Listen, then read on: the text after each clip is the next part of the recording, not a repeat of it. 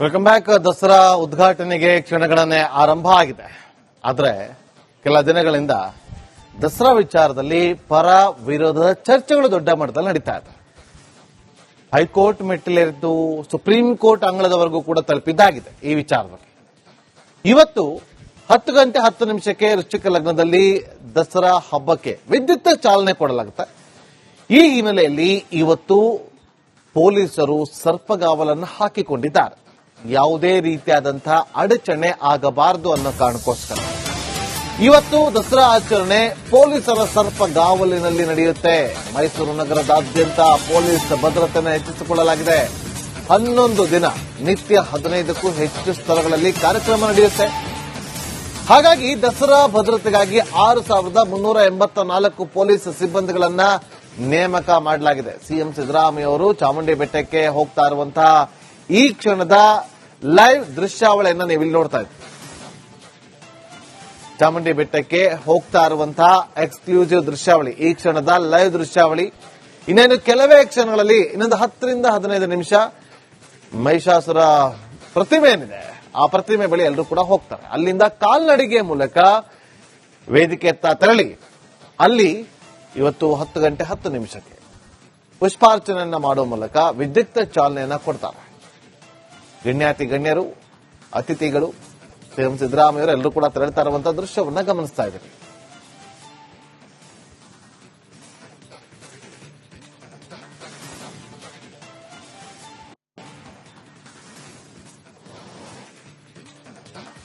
ನೋಡಿ, ಮೈಸೂರು ದಸರಾ ಉತ್ಸವವನ್ನ ಕಣ್ತುಂಬಿಕೊಳ್ಳೋದಕ್ಕೆ ಅಂತೇಳಿ ಸಹಸ್ರಾರು ಸಂಖ್ಯೆಯಲ್ಲಿ ಬರ್ತಾರೆ ಪ್ರವಾಸಿಗರು. ಹಾಗಾಗಿ ಯಾವುದೇ ರೀತಿಯಾದಂತಹ ಅಡಚಣೆ ಆಗಬಾರದು ಅನ್ನೋ ನಿಟ್ಟಿನಲ್ಲಿ ಹೆಜ್ಜೆ ಹೆಜ್ಜೆಗೂ ಕೂಡ ಪೊಲೀಸರನ್ನ ನಿಯೋಜನೆ ಮಾಡಲಾಗಿರುತ್ತೆ.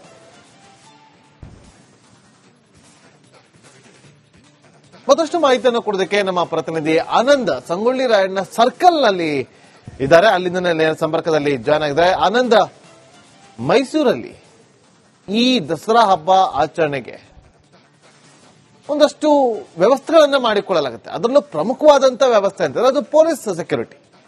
ಯಾವ ರೀತಿಯಾಗಿ ಬಂದೋಬಸ್ತ್ ವ್ಯವಸ್ಥೆಯನ್ನ ಮಾಡಿಕೊಳ್ಳಲಾಗಿದೆ?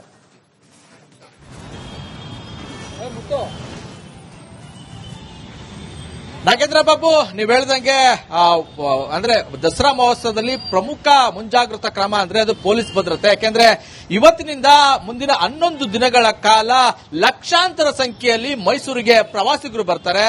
ಅವ್ರಿಗೆ ಯಾವುದೇ ರೀತಿಯ ತೊಂದರೆ ಆಗಬಾರದು, ಯಾವುದೇ ಅಹಿತಕರ ಘಟನೆಗಳು ನಡೀಬಾರದು ಅನ್ನೋ ಕಾರಣಕ್ಕಾಗಿ ಪೊಲೀಸ್ ಸರ್ಪಗಾವಲನ್ನ ನಿಯೋಜನೆ ಮಾಡಲಾಗಿದೆ. ಹೆಜ್ಜೆ ಹೆಜ್ಜೆಗೂ ಕೂಡ ಪೊಲೀಸರನ್ನ ನಿಯೋಜನೆ ಮಾಡಲಾಗಿರುವಂತದ್ದು. ಇಡೀ ಮೈಸೂರು ನಗರ ಪೊಲೀಸ್ ಭದ್ರತೆಯಿಂದ ತುಂಬಿರುವಂತದ್ದು. ಸದ್ಯ ನಾನು ಮೈಸೂರಿನ ಕುರುಬರಹಳ್ಳಿಯ ಸಂಗೊಳ್ಳಿ ರಾಯಣ್ಣ ಸರ್ಕಲ್ ನಲ್ಲಿ ಇದ್ದೀನಿ. ಇದು ಪ್ರಮುಖ ರಸ್ತೆ ಚಾಮುಂಡಿ ಬೆಟ್ಟಕ್ಕೆ ಹೋಗಕ್ಕೆ. ಇದೇ ಮಾರ್ಗದಲ್ಲಿ ಈಗಾಗಲೇ ಬಾನು ಮುಸ್ತಕ್ ಹಾಗೂ ಸಿಎಂ ಅವರು ಜೊತೆಗೆ ಸಿಎಂ ಜೊತೆ ಸಾಕಷ್ಟು ಗಣ್ಯರು ಕೂಡ ಹೊರಟರು. ಇಲ್ಲೂ ಕೂಡ ಯಾವ ರೀತಿ ಬಂದೋಬಸ್ತನ್ನ ನಿಯೋಜನೆ ಮಾಡಲಾಗಿದೆ ಅನ್ನೋದನ್ನು ಕೂಡ ಗಮನಿಸಬಹುದು. ಸದ್ಯ ಇವತ್ತು ಸಾರ್ವಜನಿಕರಿಗೆ ಚಾಮುಂಡಿ ಬೆಟ್ಟಕ್ಕೆ ಪ್ರವೇಶವನ್ನು ನಿರ್ಬಂಧ ಮಾಡಲಾಗಿದೆ. ಅಂದ್ರೆ ದಸರಾ ಮುಗಿದು ಸಿಎಂ ಸೇರಿದಂತೆ ಎಲ್ಲ ಅತಿಥಿಗಳು ವಾಪಸ್ ಆಗುವವರೆಗೆ ಸಾರ್ವಜನಿಕರಿಗೆ ನಿರ್ಬಂಧವಿರೋದ್ರಿಂದ ಇಲ್ಲಿ ಒಂದಷ್ಟು ಹೆಚ್ಚಿನ ಕಟ್ಟೆಚ್ಚರವನ್ನ ಅಂದ್ರೆ ಮಾಡಿರುವಂತದ್ದು. ಜೊತೆಗೆ ಬ್ಯಾರಿಕೇಡ್ ಗಳನ್ನ ಹಾಕಿ ಯಾರು ಕೂಡ ಚಾಮುಂಡಿ ಬೆಟ್ಟದತ್ತ ಹೋಗದಂಗೆ ನೋಡ್ಕೊಳ್ತಾ ಇದ್ದಾರೆ. ಇನ್ನು ಮೈಸೂರಿನ ಭದ್ರತೆ ಬಗ್ಗೆ ಹೇಳೋದಾದ್ರೆ ಪ್ರಮುಖ ಪ್ರವಾಸಿ ತಾಣಗಳಿರ್ಬೋದು, ಅದರಲ್ಲೂ ಕೂಡ ಅರಮನೆ, ಚಾಮುಂಡಿ ಬೆಟ್ಟ, ಝೂ ಸೇರಿದಂತೆ ಸಾಕಷ್ಟು ಕಡೆ ಹೆಚ್ಚಿನ ಭದ್ರತೆಯನ್ನ ನಿಯೋಜನೆ ಮಾಡಲಾಗಿದೆ. ಹೆಜ್ಜೆ ಹೆಜ್ಜೆಗೂ ಕೂಡ ಪೊಲೀಸ್ನವರು ನಮಗೆ ನೋಡೋದಕ್ಕೆ ಸಿಗ್ತಾ ಇರುವಂತದ್ದು. ಪೊಲೀಸ್ ಮಾತ್ರ ಅಲ್ಲ, ಸಿಸಿಟಿವಿ ಕಣ್ಗಾವಲಿರುವಂತದ್ದು. ಅದ್ರ ಜೊತೆಗೆ ಡ್ರೋನ್ ಕ್ಯಾಮೆರಾಗಳನ್ನ ಅಲ್ಲಲ್ಲಿ ಹಾರಿಸುವ ಮೂಲಕ ಇಡೀ ಅಂದ್ರೆ ಮೈಸೂರನ್ನ ಪೊಲೀಸರು ತಮ್ಮ ಹತೋಟಿಯಲ್ಲಿ ಇಟ್ಕೊಳ್ಳುವಂತ ಕೆಲಸವನ್ನ ಮಾಡ್ತಾ ಇರುವಂತದ್ದು. ದಸರಾ ಭದ್ರತೆಗಾಗಿ 6,384 ಪೊಲೀಸ್ ಸಿಬ್ಬಂದಿಯನ್ನ ನಿಯೋಜನೆ ಮಾಡಲಾಗಿದೆ. ಇಷ್ಟು ಸಿಬ್ಬಂದಿಗಳ ಮೇಲುಸ್ತುವಾರಿ ನೋಡಿಕೊಳ್ಳೋದಕ್ಕೆ 19 ಎಸ್ಪಿಗಳನ್ನ ನಿಯೋಜನೆ ಮಾಡಲಾಗಿದೆ. ಅದರ ಜೊತೆಗೆ 60 ಡಿಎಸ್ಪಿ, 203 ಇನ್ಸ್ಪೆಕ್ಟರ್, 823 ಪಿಎಸ್ಐ, ಎಎಸ್ಐಗಳು, ಇದ್ರ ಜೊತೆಗೆ 4,134 ಕಾನ್ಸ್ಟೇಬಲ್ಗಳು, 1,145 ಮಹಿಳಾ ಕಾನ್ಸ್ಟೇಬಲ್ಗಳನ್ನ ನಿಯೋಜನೆ ಮಾಡಲಾಗಿದೆ. ಅದರ ಜೊತೆಗೆ 35 ಕೆಎಸ್ಆರ್ಪಿ ತುಕಡಿಗಳನ್ನ ನಿಯೋಜನೆ ಮಾಡಲಾಗಿದೆ. ಅದರ ಜೊತೆಗೆ 15 ಸಿಎಆರ್ ತುಕಡಿ, 29 ASC ತುಕಡಿಯನ್ನ ನಿಯೋಜನೆ ಮಾಡಿರುವಂತದ್ದು. ಅದ್ರ ಜೊತೆಗೆ ಏನು ಪೊಲೀಸ್ ಗಸ್ತುಗಳನ್ನು ಕೂಡ ಮಾಡುವಂತದ್ದು. ಅಂದ್ರೆ ಒಂದು ಕಡೆ ನಿಯೋಜನೆ ಮಾಡುವ ಅದ್ರ ಜೊತೆಗೆ ಪೊಲೀಸರು ಆಗಾಗ ಗಸ್ತನ್ನ ತಿರುಗುವಂತ ಕೆಲಸವನ್ನು ಕೂಡ ಮಾಡ್ತಾ ಇರುವಂತದ್ದು. ಪ್ರಮುಖವಾಗಿ ರೈಲ್ವೆ ನಿಲ್ದಾಣ ಹಾಗೂ ಬಸ್ ಸ್ಟ್ಯಾಂಡ್ಗಳಲ್ಲಿ ಹೆಚ್ಚಿನ ಭದ್ರತೆಯನ್ನು ನಿಯೋಜನೆ ಮಾಡಲಾಗಿದೆ. ಯಾಕೆಂದ್ರೆ ಸಾಕಷ್ಟು ಸಂಖ್ಯೆಯಲ್ಲಿ ರೈಲು ಮೂಲಕ ಬರ್ತಾರೆ ಪ್ರವಾಸಿಗರು. ಅದರ ಜೊತೆಗೆ ಬಸ್ ಮೂಲಕ ಬರೋ ಕಾರಣಕ್ಕಾಗಿ ಅಲ್ಲಿ ಭದ್ರತೆಯನ್ನ ನಿಯೋಜನೆ ಮಾಡಲಾಗಿದೆ. ಯಾರಾದ್ರೂ ಅನುಮಾನಾಸ್ಪದ ಕಂಡ್ರೆ ಅವ್ರನ್ನ ಪರಿಶೀಲನೆ ಮಾಡುವಂತದ್ದು, ಜೊತೆಗೆ ಅವ್ರನ್ನ ವಿಚಾರಣೆ ಮಾಡುವಂತ ಕೆಲಸ ಕೂಡ ಮಾಡ್ತಾರೆ.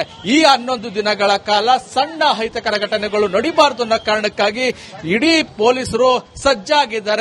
ಇಡೀ ಮೈಸೂರು ಪೊಲೀಸ್ ಸರ್ಪಗಾವಲಿಂದ ಇವಾಗ ಕೂಡಿರುವಂತದ್ದು. ಅದರಲ್ಲೂ ಕೂಡ ಅರಮನೆ ಸುತ್ತ ಏನು ಸರ್ಕಲ್ಗಳಿವೆ, ಅಲ್ಲೂ ಕೂಡ ಹೆಚ್ಚಿನ ಭದ್ರತೆಯನ್ನು ನಿಯೋಜನೆ ಮಾಡಲಾಗಿದೆ. ಸಂಜೆ ಲೈಟಿಂಗ್ಸ್ ನೋಡೋದಕ್ಕೆ ಸಾಕಷ್ಟು ಪ್ರವಾಸಿಗರು ಬರ್ತಾರೆ. ಹಾಗಾಗಿ ಲೈಟಿಂಗ್ಸ್ ಸಂದರ್ಭದಲ್ಲಿ ಯಾವಾಗ ಪ್ರವಾಸಿಗರು ಹೆಚ್ಚಾಗ್ತಾರೆ ಆ ಸಂದರ್ಭದಲ್ಲೂ ಕೂಡ ಪ್ರಮುಖ ರಸ್ತೆಗಳು ಹಾಗೂ ಪ್ರಮುಖ ವೃತ್ತಗಳಲ್ಲಿ ಸಾಕಷ್ಟು ಭದ್ರತೆಯನ್ನು ನಿಯೋಜನೆ ಮಾಡುವ ಮೂಲಕ ಸಣ್ಣ ಅಹಿತಕರ ಘಟನೆಗಳು ನಡೀಬಾರದು ಅನ್ನೋ ಕಾರಣಕ್ಕಾಗಿ ಮುಂಜಾಗ್ರತಾ ಕ್ರಮವನ್ನು ವಹಿಸಲಾಗಿದೆ. Nagendra Babu. Okay, thank you Anand ನಿಮ್ಮೆಲ್ಲ ಮಾಹಿತಿಗಾಗಿ.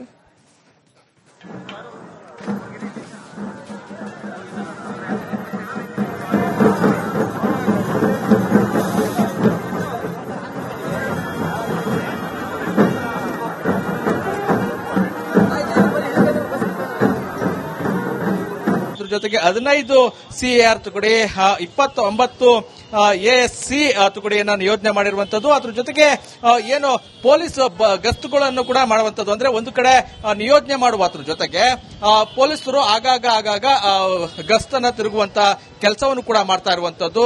ಪ್ರಮುಖವಾಗಿ ರೈಲ್ವೆ ನಿಲ್ದಾಣ ಹಾಗೂ ಬಸ್ ಸ್ಟ್ಯಾಂಡ್ಗಳಲ್ಲಿ ಹೆಚ್ಚಿನ ಭದ್ರತೆಯನ್ನು ನಿಯೋಜನೆ ಮಾಡಲಾಗಿದೆ. ಯಾಕೆಂದ್ರೆ ಸಾಕಷ್ಟು ಸಂಖ್ಯೆಯಲ್ಲಿ ರೈಲು ಮೂಲಕ ಬರ್ತಾರೆ ಪ್ರವಾಸಿಗರು.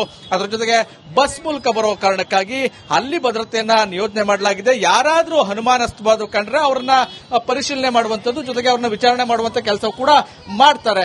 ಈ 11 ದಿನಗಳ ಕಾಲ ಸಣ್ಣ ಅಹಿತಕರ ಘಟನೆಗಳು ನಡೀಬಾರದು ಅನ್ನೋ ಕಾರಣಕ್ಕಾಗಿ ಇಡೀ ಪೊಲೀಸರು ಸಜ್ಜಾಗಿದ್ದಾರೆ.